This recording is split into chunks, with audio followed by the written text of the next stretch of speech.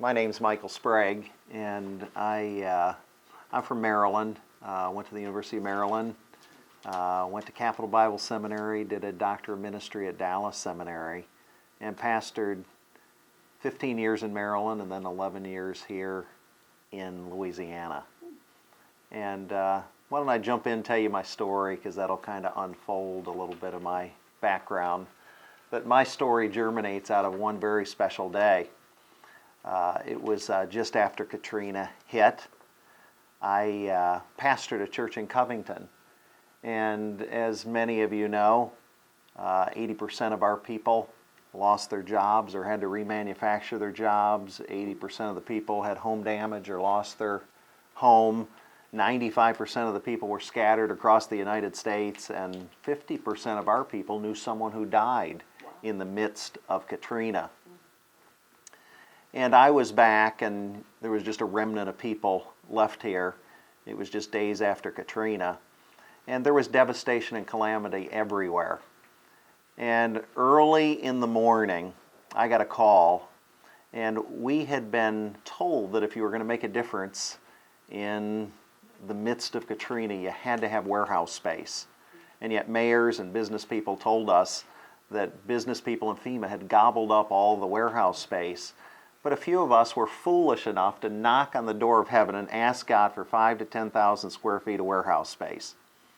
And this morning I got this call on my cell phone, and someone had donated 8,000 square feet to us.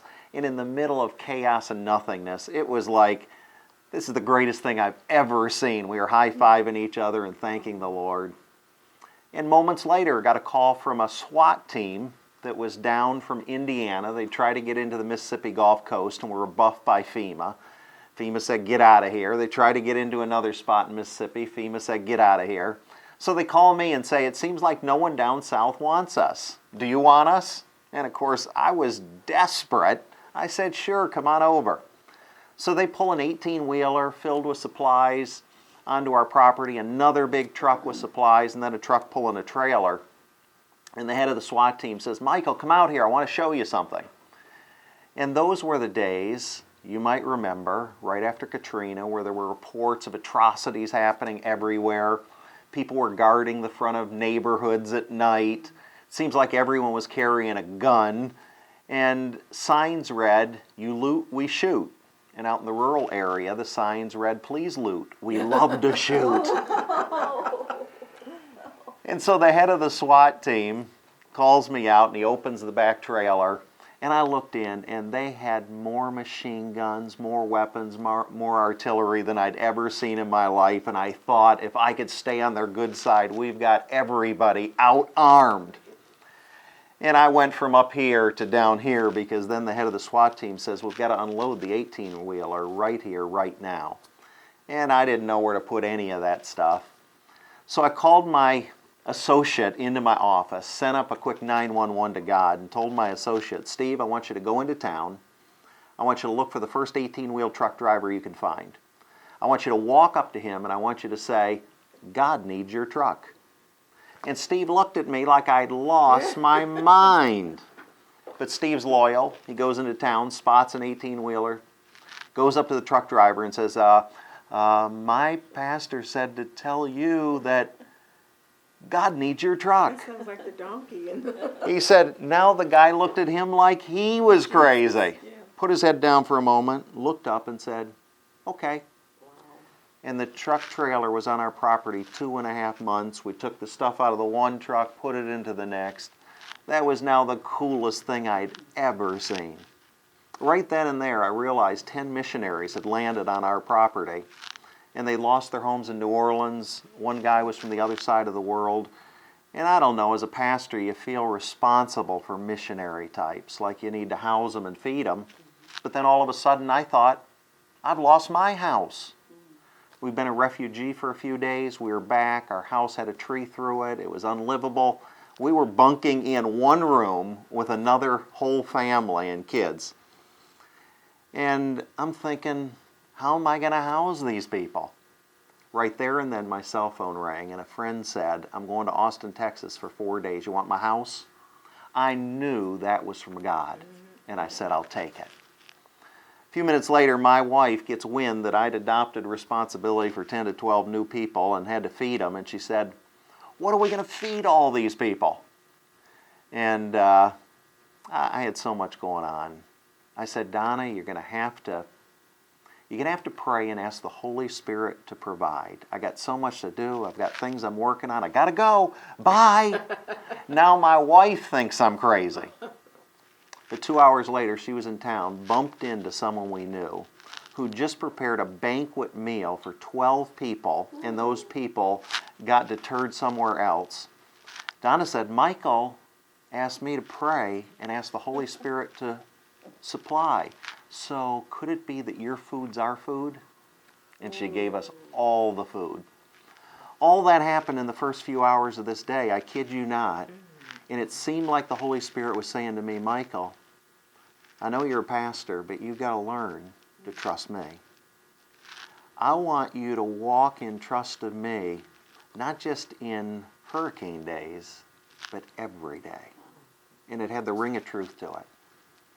Well, it got to be noon, and we decided we want to go into New Orleans, or try to check on our mission church. And those were the days no one was getting across the bridge unless you had special authorization. But here we go. Get to the edge of the bridge. There's a military barricade up. Our car gets stopped. Soldier comes up, points his machine gun right at us. Window comes down. Our driver worked for Food for the Hungry, and he pulls out his Food for the Hungry credit card. American Express, holds it up and says, "We'd like to get into New Orleans to check on our mission church." I'm in the back seat thinking we're going to get shot right here, right now. And I'm thinking, what's with the credit card? Does that like get you into a city? I'm thinking if this soldier buys this story, he can't be doing his job. And sure enough, he went off. "What are you doing here? You don't have authorization. The city's underwater." He just went on and on. But halfway through his rant, I'm convinced that Proverbs 21:1 kicked in, that says that God can move the heart of a king. I believe God moved the heart of that soldier, and he said, "Well, go on in, but don't come back again without authorization." We went 3 miles on the bridge to hit the next checkpoint. Car stop, gun comes into our face, window down, credit card up. He doesn't believe our story. He goes into this rant. Halfway through his rant, same thing happened. I'm convinced God moved the heart of the king.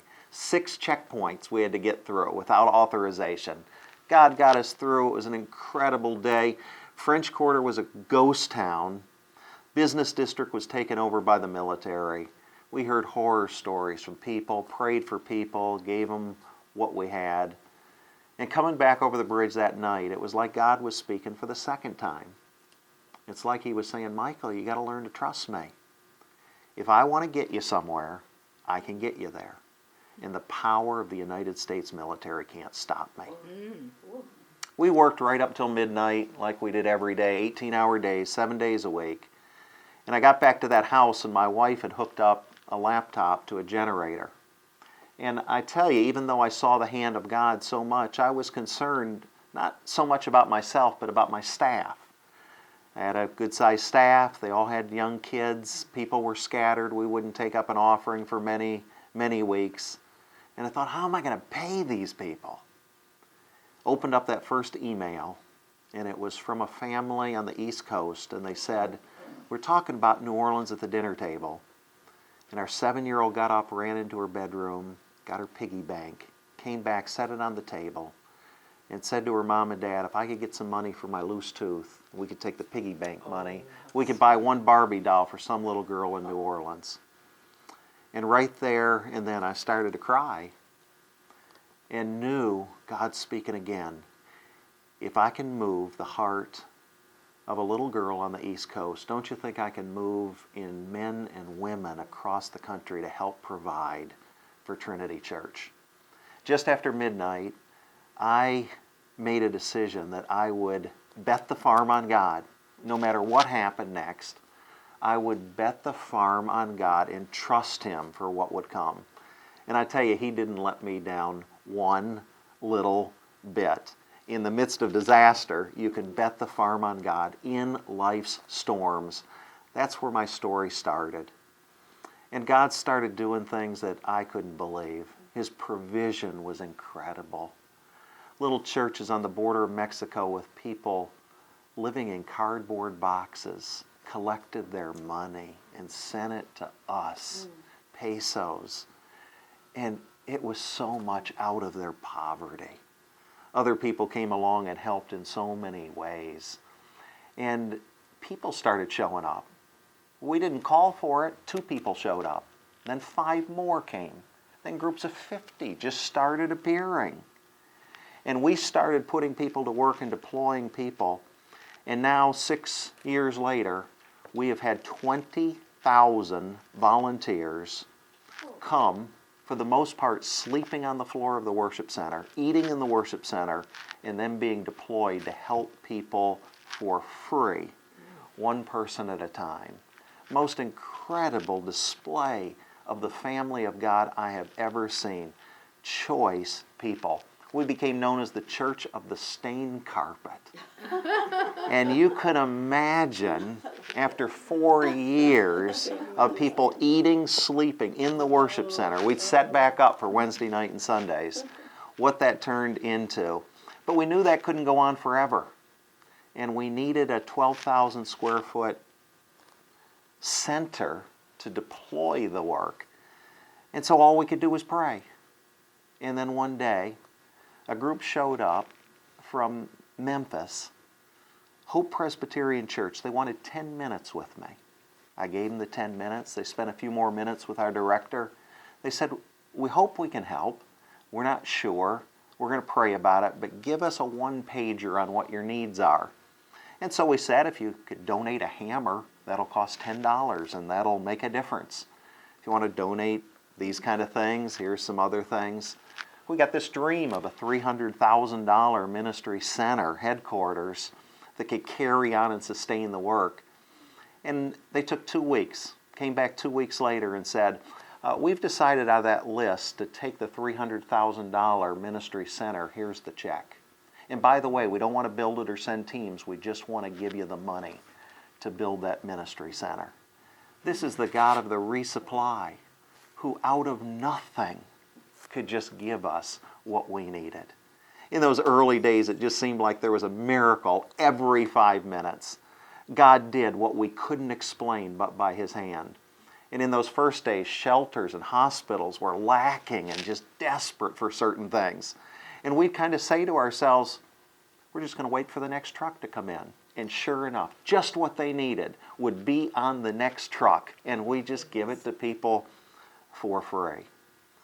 Those 20,000 volunteers have gone out, and we found that good deeds leads to good rapport, that leads to good words, that leads to the good news of the gospel. Over and over again. We'd go out wanting nothing in return, and people at first would be like, who are you? Why are you doing this? What's the catch? They were cautious. And you know, there were people who were ripping people off. But once they caught the vision that maybe this was true, I mean, you'd almost have a family that was created in depth of relationship with these people. And God just changed people's lives, one person after the next. Because good deeds leads to good rapport, that leads to good words, that always the door opens for the gospel. They say, why are you doing this? What's at the core of who you are? And there was this natural opportunity to share the hope that was within us.